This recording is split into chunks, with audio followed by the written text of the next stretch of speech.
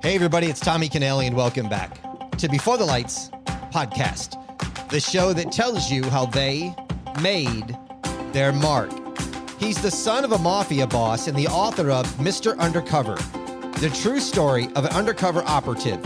He's an expert witness and went undercover for the FBI against the Buffalo Mafia. He infiltrated the Russian mob and made underground contact with Muslim terrorists. He's now a private detective. Let's welcome in Ron Fino. Ron, welcome to the show. Thank you, Tom. It's a pleasure to be here. Let's get going here because we have a lot to cover. And we'll see just how much we can get done here. But you grew up in Buffalo, New York. As a young child, you struggled to make ends meet, and your family even had a lack of food. So you became a food thief. Tell me the lengths that you went to, and how did this help change, give you a better life? Well, you're correct. I was a food thief. And one time I was actually running down the street with a chicken in each hand, a live chicken in each hand, and that they were clacking away. I'm surprised I didn't get caught. I was just a young child. I was just a young boy. I mean, I was 10 years old, something like that. And the reason this came about is because we had no food. My father was in Attica, and we were on welfare, so we did get some assistance from welfare. But a lot of, his friends who supposedly had taken care of us, one person, Freddie Rendaccio, who was the underboss of the family, did send money, but we never got to see it. It was taken in between. We learned about that later on. And other times the neighbors would plant the tomatoes and various vegetables close to the fence, so I didn't have to climb over and destroy their garden.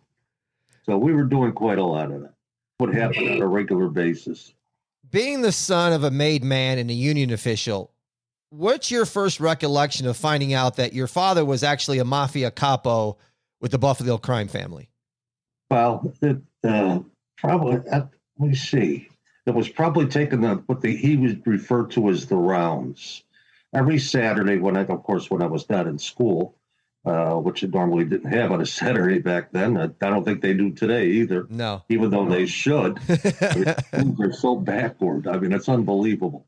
But anyway, we would go on the rounds, and we would meet with the various mob people. It could be anybody from Freddie. Rarely, I only recall meeting Magadino once. And I was a little boy, and we had to go up and give homage. My father was in jail at the time, so I went with my mother. And I can't recall who drove us because my mother didn't drive. But that's the only recollection I have of Magadino. But, of course, I would meet all the Buffalo family. In those days, later on, of course, it was more national. But in those days, we would meet with the Buffalo family. We'd go to the bookmaking operations because that's what my father was in. And back then in the 50s. And, I'd see the men sitting around in their shorts, taking book. Flash paper was all over the place. So in case anybody came in, it would go up in flames. And the doors were always barricaded. In the place, the windows, things like that. So early on, between that and watching the various Dragnet movies and the various shows we had on TV, I came to assume. Now, it wasn't told to me. But I came into my vision. It came into my vision what was going on. And when my father was in jail in Attica, we would go out to what was referred to as the Army Fort. That's my father was supposedly. I was told by my aunts and my mother that we're going to the Army Fort. And outside the fence, or outside the prison walls, this Danny Sanzanese, an associate of my father, who was also made. That was out there gardening. And I says, hey, Uncle Dan's in the Army too. A lot of people are in that army. Yeah. So, I mean, you get an inclination for it. You do visualize what's going on, and you put two and two together. It wasn't until he came, after this was, when we baked the rounds, he had come home, but it wasn't until much later. They kept me sheltered. Okay. As a child, I was sheltered from it.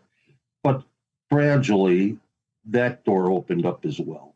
As I got older in high school and seen my father's picture in the paper and my uncles and all of them. So, that door opened up. Listeners, I'm going to put a link in the show notes to Ron's book, Mr. Undercover. I've read it. You have to get your hands on it, so I'll put a link there. And his story goes beyond Western New York Mafia. It goes to Africa. It goes to the Russian mob. It goes to Muslim terrorist groups. He's dealt with everything from the mob to money laundering to child porn. You met Rocky Marciano, but he told you to keep it quiet. What's the story there? Well, we met The Rock. We were at a restaurant when I met him. We were to keep it quiet that he was in town. Okay. And don't go telling your school friends or things like that. And we went to a function, and I was introduced to him.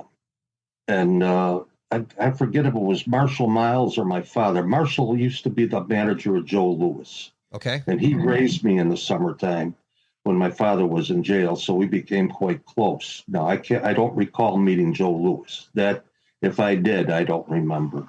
I would have probably been too young.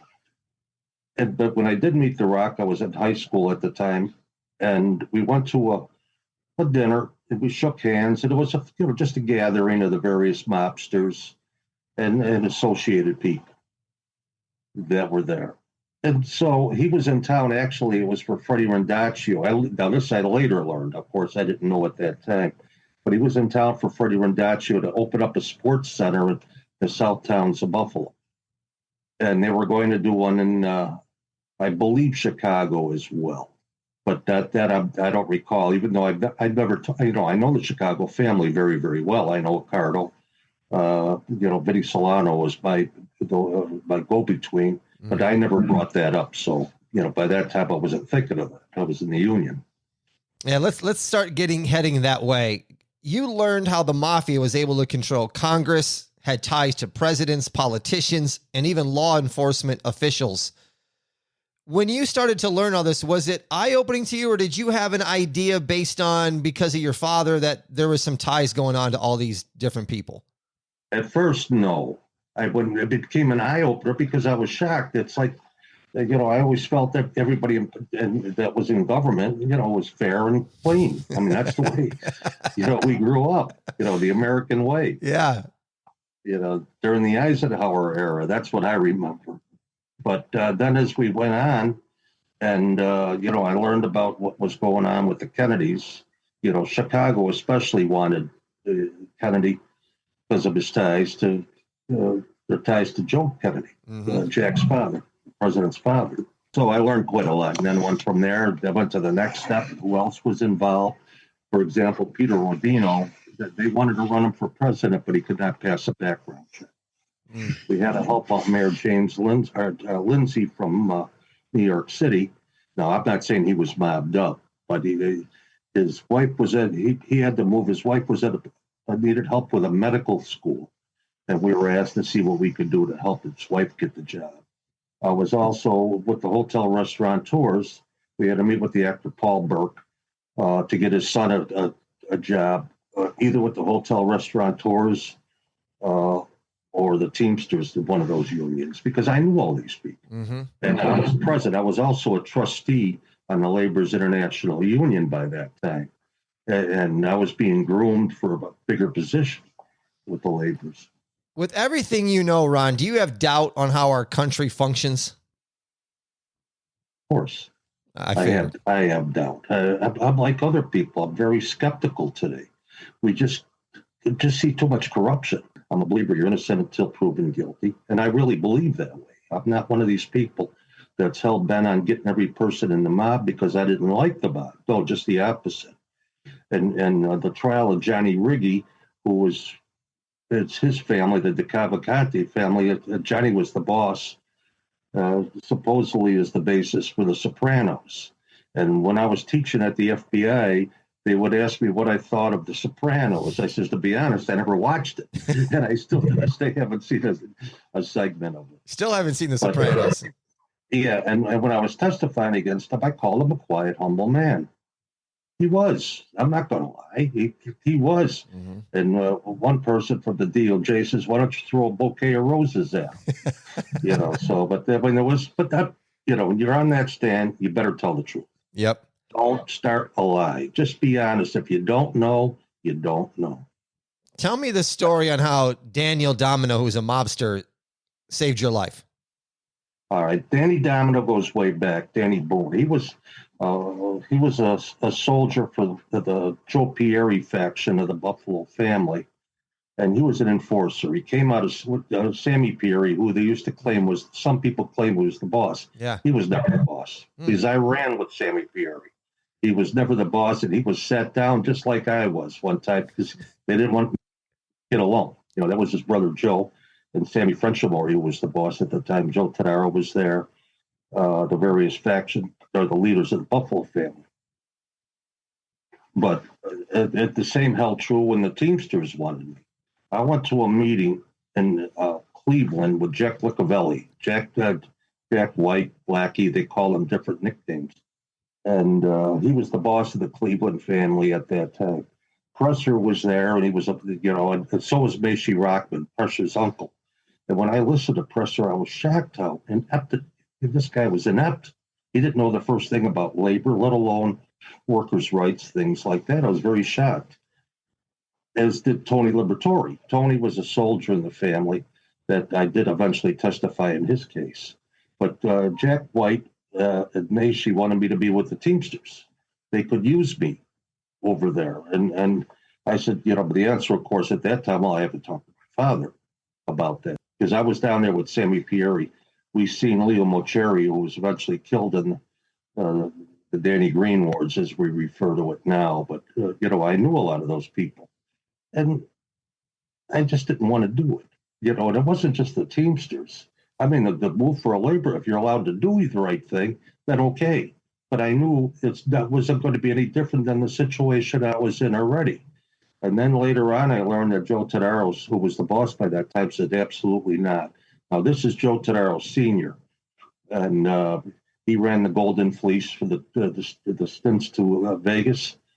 And but they said, no, you cannot leave Buffalo. You have to stay where you're at. Where did Daniel Domino come in to help save you? Oh, yeah. So what happens is Danny Boone was in jail for a lot of years. And I became close with his family, and he was in Lewisburg with Hoffa. They were in Lewisburg together. And when he did get out, I had to bring him into the union. Now, I didn't pick him, even though I would have. He's one of the mobsters, and I'm not saying because he saved my life. He thought about the workers. He really, really did. I'm not saying he didn't kill in his life. He has. He hasn't done bad things in his life. He has. But I did like the guy, and it was a saving grace for me because I was working alone in the union. At that time, I didn't have any workers, except for the Sam Kachi, who was the president of the union. He was also cared about the workers and work. But otherwise, all the work had to come on my shoulders. Well, I had all these people that would come in for an hour, show their face, then go back to doing their thing. And when they came into the union hall, they would just talk to each other. They'd go to secret meetings and the safe and other areas. And, I get stuck doing all the work and having to put up with the garbage. And when I talk about the garbage, what I mean is they're telling me, you got to do this, you have to do that, you have to do this, you got to take care of this person, don't interfere with that person. It can't, a union cannot survive. A union is supposed to be operational and functioning for the benefit of the membership. Well, ours was not. I mean, they're ripping off the funds. They were ripping off everything. Even when it came to travel, they were very upset with me that I didn't want to travel first class. And how do I spend somebody's money on traveling first class? To make myself a little more comfortable, that's people's money. Yep. So now getting back to Domino, so there came a time when I was sat down by Danny Sanzanese Jr. By this time, his father was dead. And he used to always have a bad habit of saying, come in here, sit down. I hated that. I hate that when he would do that. Come in here, sit down like he's God himself. And he'd be arguing various points. And one time I just threw my hands in the air and I says, I effing had it. I can't take this anymore. I can't take you. And I stormed. I said, that's it. I'm leaving. Well, I eventually did leave. At first, they didn't want me to leave. I was sat down by his brother, Victor, Joe Tadaro Jr., and others. You can't leave. You just can't leave, Ronnie. You're going to leave us high and dry. I said, no, I had it. I've had it with this. And what they agreed upon is if I was going to start a hazardous waste business, which, we started until they took that over too. But they said that, as long as you help us out on various meetings and doing certain things and stay on as a trustee, we'll let you go. But you're going to have to help us out. You're going to have to stay on as an advisor, because they were left in the air once I was leaving. And that, I'm not trying to pat myself on the back. It's just that these people never learn the industry. Right. They could start the negotiations if they tried. So now we're coming to Danny Domino. It comes to the point where I'm sitting down as a result of a leak in the Justice Department. This is how this came up. We believe we know who did it, and I'm not at liberty. At least I've been told not to discuss it at this particular stage who leaked it. But word went to the Bob that I was cooperating with the Bureau, which wasn't surprising because one time previously I was caught in the car with an FBI agent, it's Jack Kemp, and they seen me. And the person one of the ones that spotted me, this Billy Shalino, was eventually killed by the Bob. And I knew, right away that what they were going to do. So what I did is I went back and I was asked to see the boss of the family at that time, Sammy Frenchmore. And I told him, like the farmer we called him. I went out to the farm and I told him, I said, Sammy, this is what happened. I'm standing in front of the Union Hall. These agents pulled up. I had to take a chance on two because there could always been an agent backseat. Because normally that's how the Bureau operated. And they said, get in the car. Now, I didn't know if I was under arrest or what was going on. And I explained that. They told me, Ronnie, you're a good kid. You've kept your nose clean all your life. We really could use your help. And this is how I'm explaining it to the boss of the family. And I told him, listen, I don't want to talk to you. Just drop me back off at the office. And that's what happened. That was it. Well, of course, it worked because I wouldn't be here today if it didn't work. But at least that stage worked. Well, now it comes back later on, and this came because of a leak in the DOJ. And it wasn't the Bureau. Let's put it that way. It was never the Bureau. And they said that Ronnie's an informant, or words to that effect. I don't know what was said, but a letter supposedly was sent to the U.S. attorney at that time saying that I was in danger. Now, how valid that letter was, or if he just created that, we don't know. But I wanted the Bureau to investigate. They didn't want to, because we were having problems with the U.S. attorney at that time, and they didn't want to be stepping on each other's toes because we were going to need them. But I finally get word, because I sent word back, Danny Domino. I met him at a Denny's restaurant, and I says, check this out. And I still got the audio tape of it. I could never enhance it. We have the audio tape, and I says, I'm going to check out to see what's going on. And he says, Ronnie, I may not be able to find out. I says, because by that time he was on the outs. So I told him, try though, Dan. And word comes back to me from his nephew, or his cousin rather, Bill Rocco, his brother-in-law, excuse me, because he was married to Dolores Rocco. It comes back to me that you better get out of the Boone says to get out of town. And so I left. And that's how it started. And of course, the Bureau wanted me. And I didn't know her at that time because your mind's in the air. You don't know what's up or down. Your whole visualization of your future is, blurred. So, Ron, when or how did you start cooperating with the Bureau? Well, I was doing that before. It started with the CIA, actually. Okay. I was working. A friend of mine, this Alphonse Hartle, he was an OSS officer for many years. Then he became somewhat of a mentor of mine, always being honest. And we were looking at some smuggling. Originally, there was some smuggling from going into Canada of weapons that they felt was being sent over to Ireland. That I was never able to find out. But then it went to the fact that there was a break-in at a CIA satellite center by the SDS, the Students for a Democratic Society. They had broken in and took all the documents. I believe the office, I've never been in that office. I believe the office was in Clarence, but I'm not sure. And so they wanted me to check into this gentleman, this Arnie Stanton, who was up there with the SDS. Well, I checked in, and I knew Arnie. And I checked in with him, but he was so incoherent, probably from drugs, but also from fear because he kept saying someone's been following me, which it probably was true. So I couldn't get anything out of him. I couldn't get a thing, but that started a relationship. And Al eventually went with the strike force in Buffalo. He came in because his background was as accounting. That was what he was doing for the Department of Labor after he left the CIA. He was for I don't know if he was the CIA or directly from the OSS into that, but he was in the OSS during World War II, and he was assigned to Russia, Averell Harriman. So I learned quite a lot from him. He was a mentor. And he was very beneficial in helping me in my future, as was Gene Methvin, senior editor of Reader's Digest, Phil Manuel, who used to be a Senate subcommittee on crime, and Dan Moldea, who's a friend of mine, as you know. Dan and I have been close for many, many years. But they were helping me through this situation. And finally, the Bureau, then I went with the Bureau. I started work with the Bureau in about probably 70, 71. I can't recall the exact year. Time has gone by so much. And how it started was that it could have been 71, so it could even have been up to 73. Okay. And I was playing tennis. And the person I'm playing tennis with happens to be an FBI agent, this Ron Hedinger. And he goes to me, Ron Hedinger. I said, hi, Ron.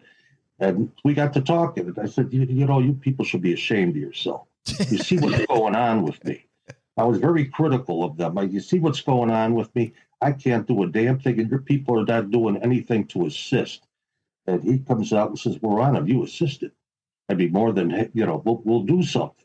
I says, I'll assist, but I can't surface it. I never want to speak against my father or my family, which they have always honored, by the way. They have always honored that. And I said, I just can't have that. And he agreed. And that's how it started.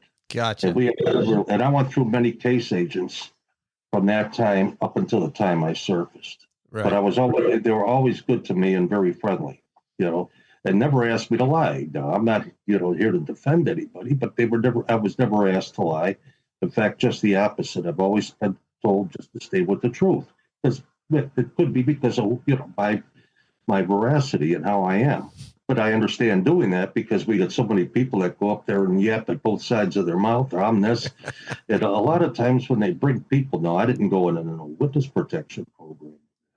But normally the witnesses are ex-criminals. In most cases, as you know, the witness protection program in various places. And the problem we've had for years with them is the fact that the Justice Department would say, the more you give us, the better deal we can cut for you. And you know what that leads to? Exaggeration. Yeah. Right. Now they start, instead of saying, I don't know this or I know everything. I've seen that with Fradiano's testimony. I've seen it with so many. Everybody knows everything. Yeah, they make themselves out to be bigger than what they are. We see Frank Collada out there. I know Frank real well. There's movies of us together. I know him real well, but he also knows me, so he couldn't lie to me. I know the people. He says, "Yeah, you ran with the big shots." He would say.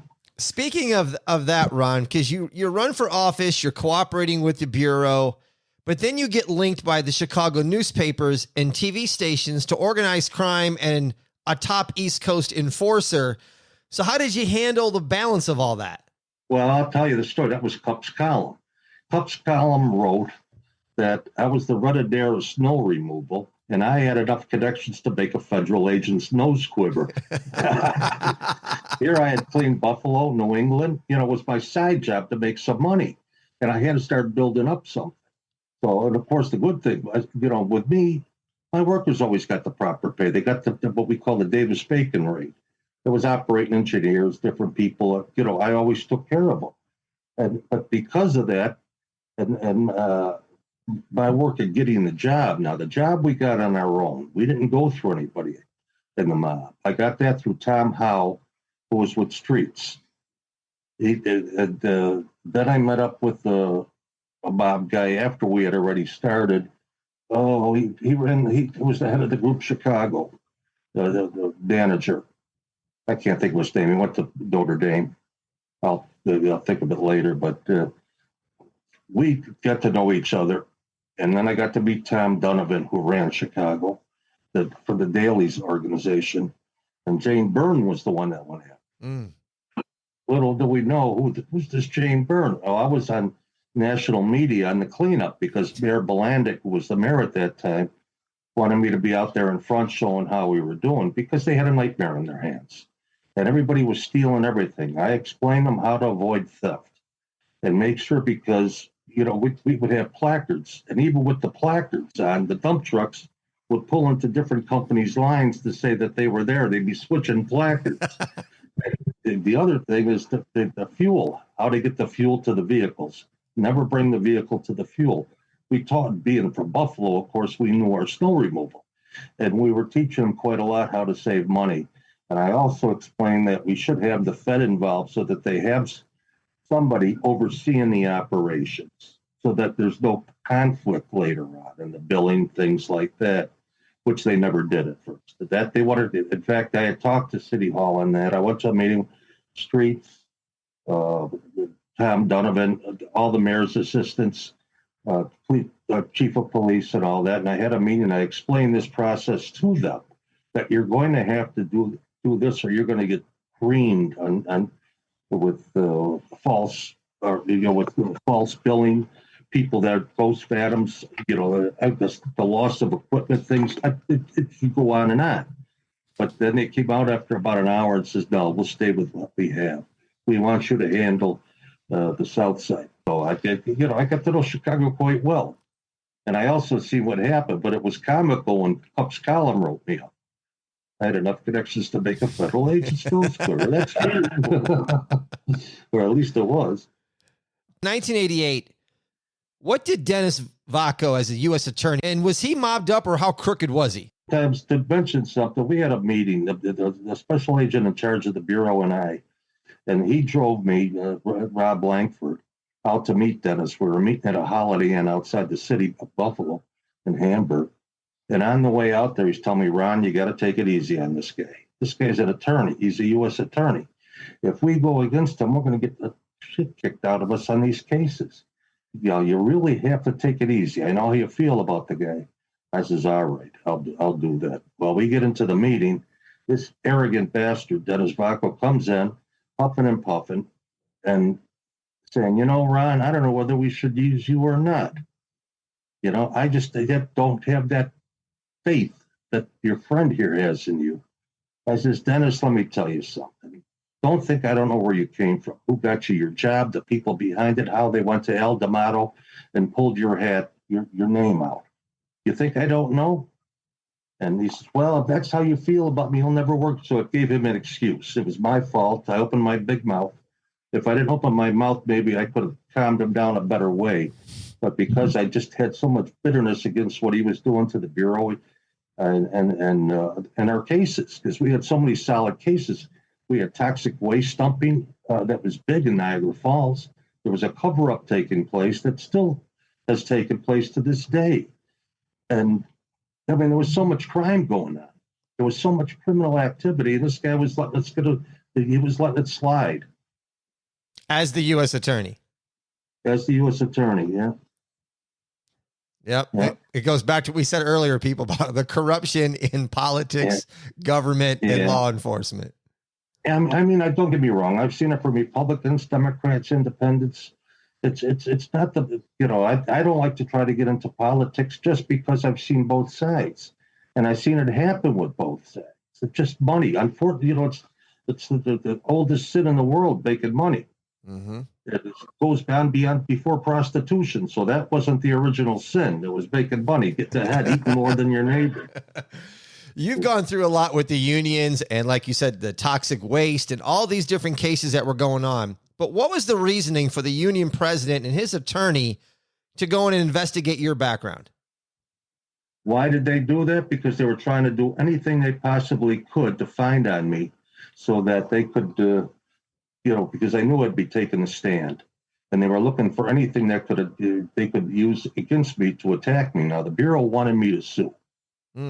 I was called by the Bureau, Pete Wax, and a number of others. Ronnie, you have to sue. Let's put a stop to this. I said, let's win the case. I'm starting to think with my head instead of like I did with Dennis Vacco.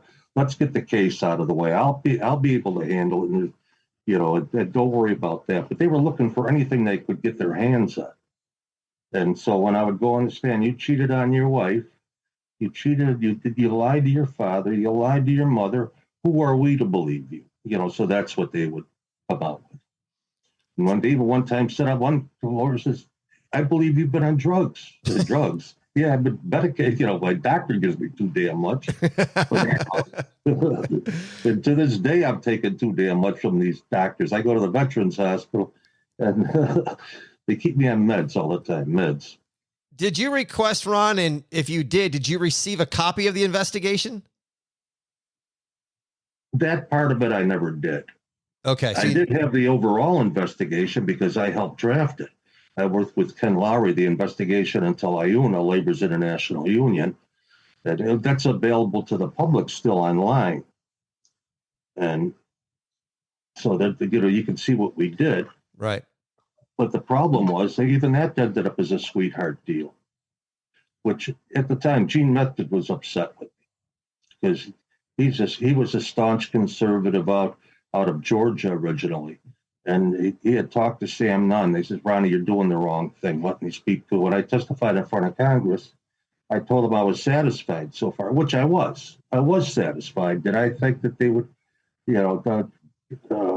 violate the law? No.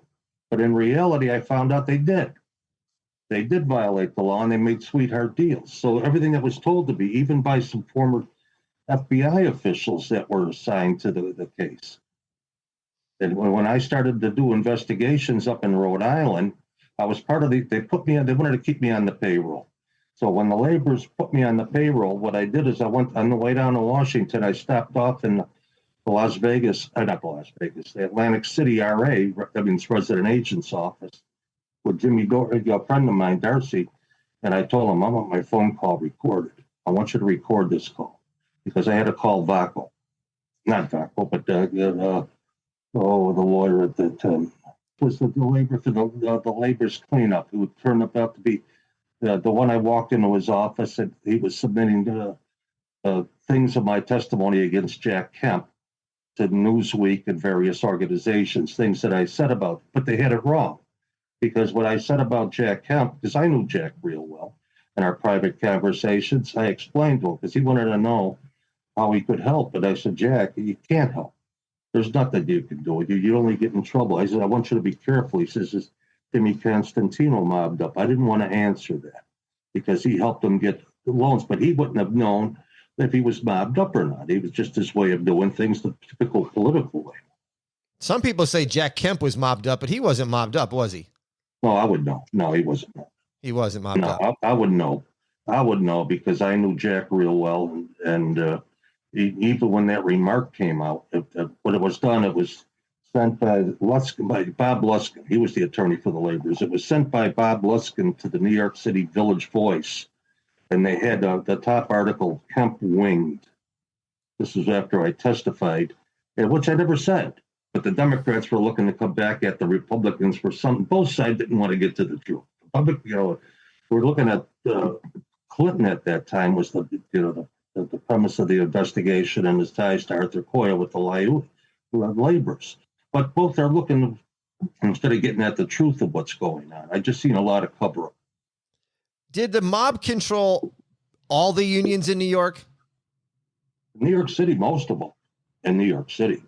Not all places, but you control the hubs. You got the laborers, you got the Teamsters, you have the longshoremen, and the hotel restaurateurs. These are the focal points. Of course, they had the housing painters, and there's a lot others. I knew the people real well, and the painters, iron workers in New York City were corrupt, and I had a lot of good friends in the iron workers who were not corrupt. It depends on the area. New York City just happened to be a controlled area. Mm-hmm. Not all of Chicago, but a lot of it. Are the unions still corrupt today? Yeah, to some degree. Yeah, it's never gone away. They've got smarter. They mutated. The children of Cain don't make the same mistakes that Daddy made. You end up getting into the Russian mafia. How much training did you have to do, Ron, before you went? And how long did it take you to learn the language?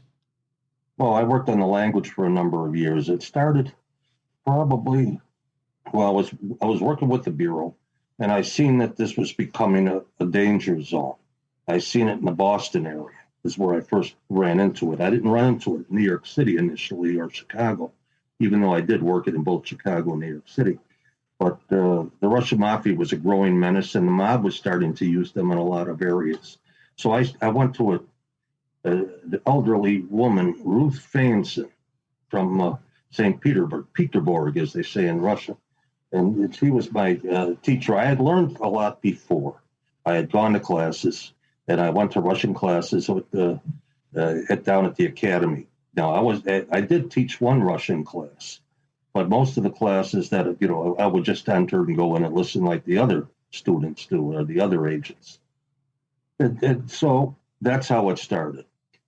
And I was sent over there. How I was sent over there was Jim Moody, who was the section chief of the Organized Crime Division, came back from a meeting over there. And he was a big guy and a friend. And I was teaching down at Quantico at the time. And he said that, Ron, we're going to get you off your ass. You're going back to work. That's how it started. So Stan Nye, a dear friend of mine also, he was an inspector at a FBI headquarters, was sent over to Poland. And him and I talked quite a lot, Stan and I. And I says, yeah, they're going to do something. That's how it started. And one thing led to another. And I went overseas. Is it difficult to infiltrate the Russian mob? Like anything else, everything's difficult to infiltrate. You just don't go walk in, hi, I'm here, I got this. Yeah. I mean, you can use excuses on money, things like that. But I was in the liquor business. We had started a liquor company, and that's how it started. I went over to Minsk in Belarus, and I know all those people. Lukashenko would always send me greetings, as did the former ambassador to the United States, Valery Sepkalo, who's on the run now because of what's going on, that I became quite close. We became very close. So I was at the embassy parties, and when I went over there, we'd always get together. We'd have the ambassadors from different countries, from Italy, from any place, Israel. We'd always get together. A friendly group. We had different restaurants we would meet at, and it's true, you have to drink. And I'm not much of a drinker, but I had no choice but to learn to be a drinker. I was a friend of mine who was a former Soviet Union colonel would go out with me, and he says, Ronnie, you have to take your 2 stars that you were given, your rank, and put them in a bottle of a tall glass of vodka and drink it down till those to your label, your stars hit your lip. Boy, did you drink.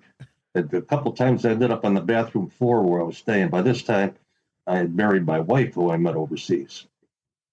And but I speak Russian, so but I'm not the greatest. I get by. I could read it and enough to get by. Some people say, "Oh, your Russian's good." Others would say, for example, a good friend of mine, Gennady Troshev, he was the Russian commander in charge of the Chechen army, and he was a dear friend. And we were at called the Best Managers Club, and we were all there. They trumpeted us. They trumpeted each and every one of us in. And Ronald Fino, America, and so Gennady and I were talking downstairs, and we're speaking in Russian. He says, "Ronnie, speak in English. You're Russian shitty." I would tell him, "Speak in Russian. Your English is."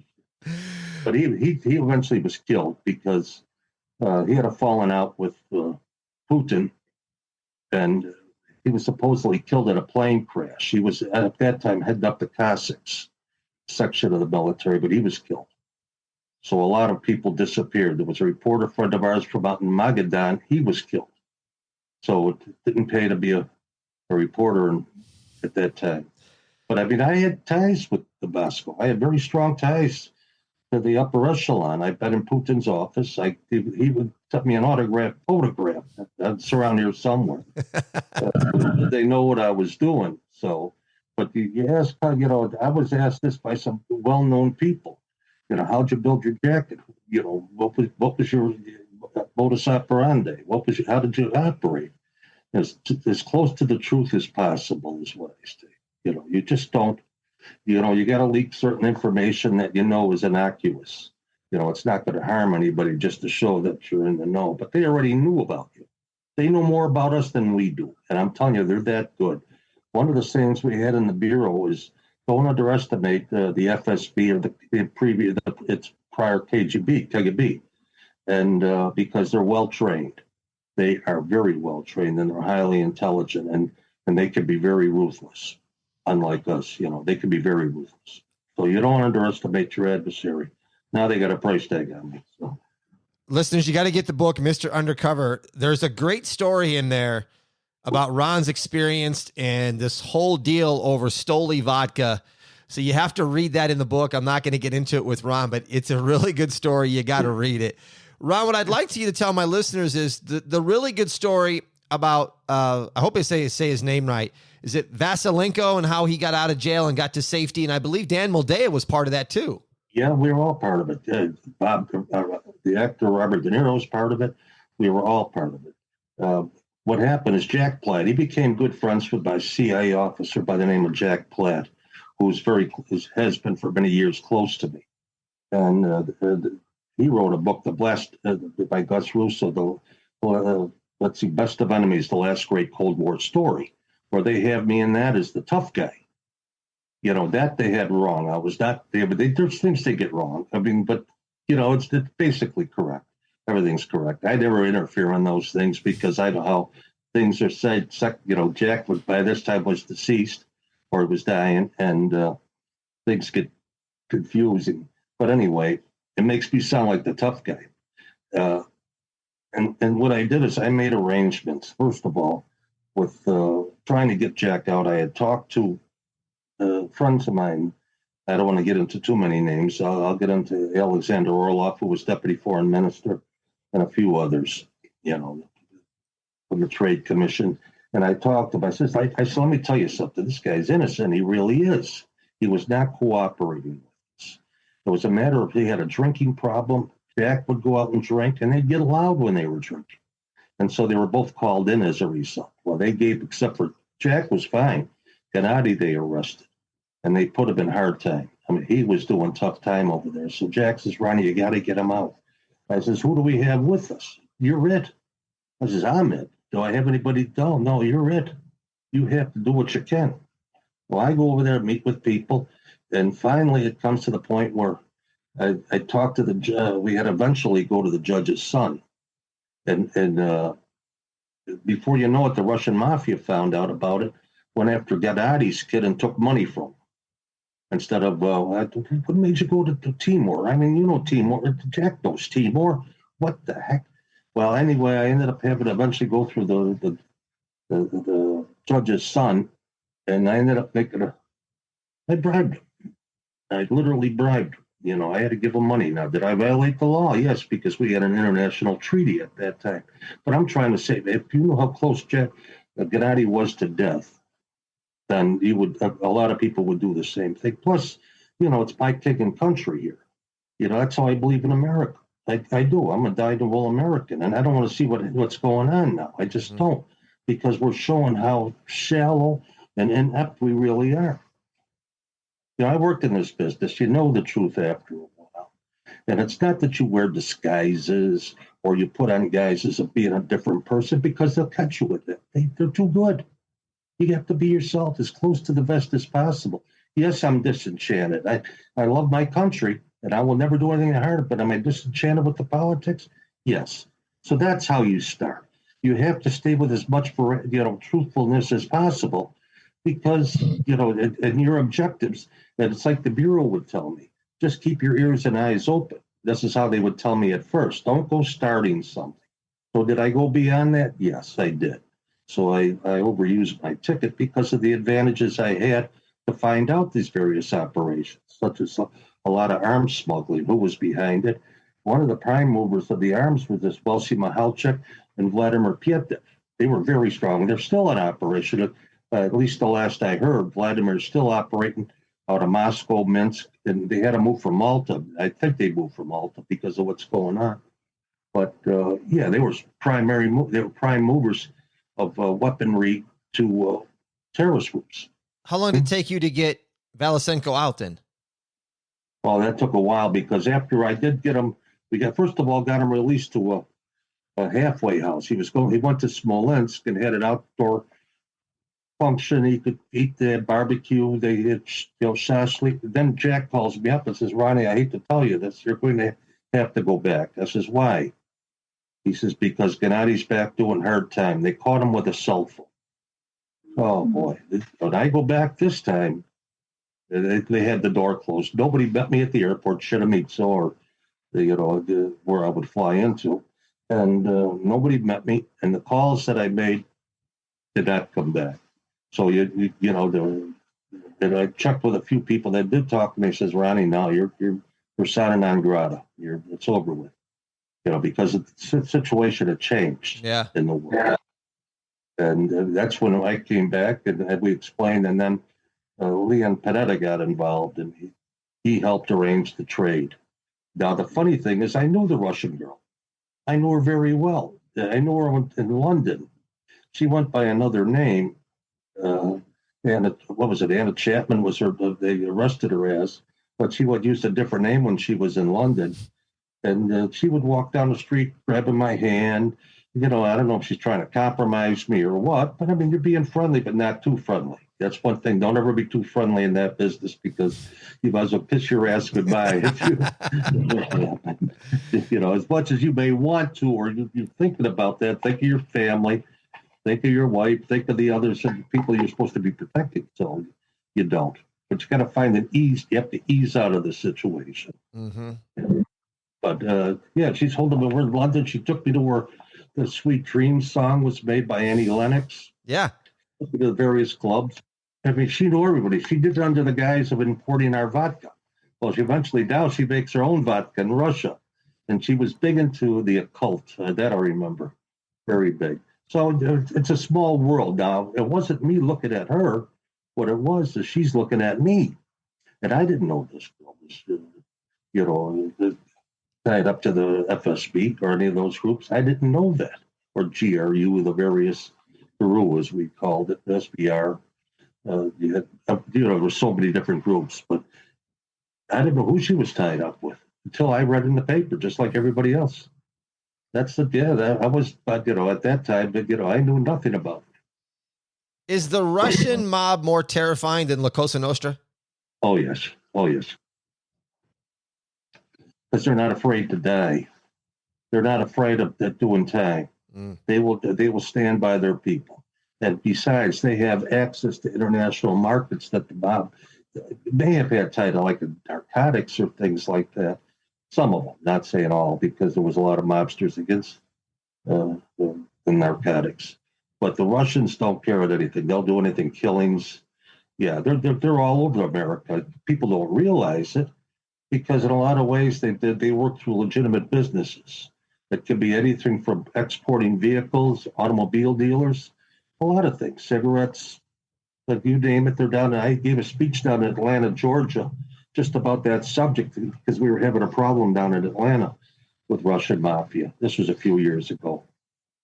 I would go around, give the Bureau and the CIA, my experiences of my screw ups. I always talk about my screw ups, so I'm not, ashamed to talk about my. And believe me, I have too many times. I mean, as the son of a mafia boss, being in the union official, cooperating, everything you've done, what are your true inner feelings of the mafia? Well, I don't like them. Obviously, I don't like them because they're an arcane way of life that just feeds off they're predators. They feed off of people, anybody. That's what I don't like.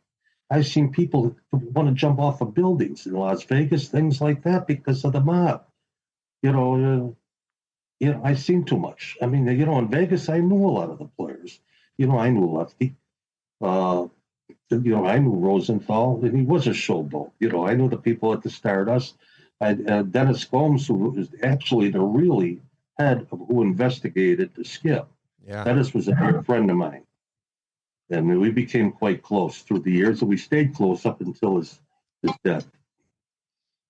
Everything you've done, then, let's end on this. What's your proudest memory looking back? My proudest memory, doing the right thing. I would say, I have a big mouth. If I did something wrong, I guarantee you it's going to be spread over.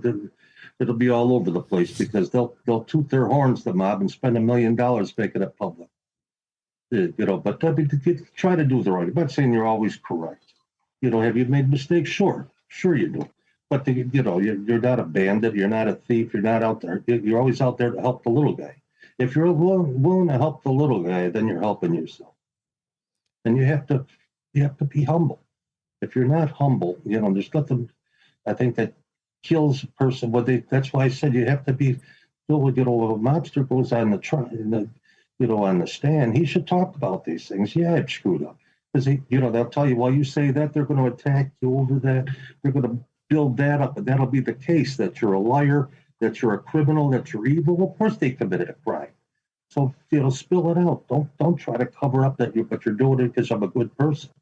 Because you're not. That's not doing it. And it's hard to get somebody that's, clean, so to speak.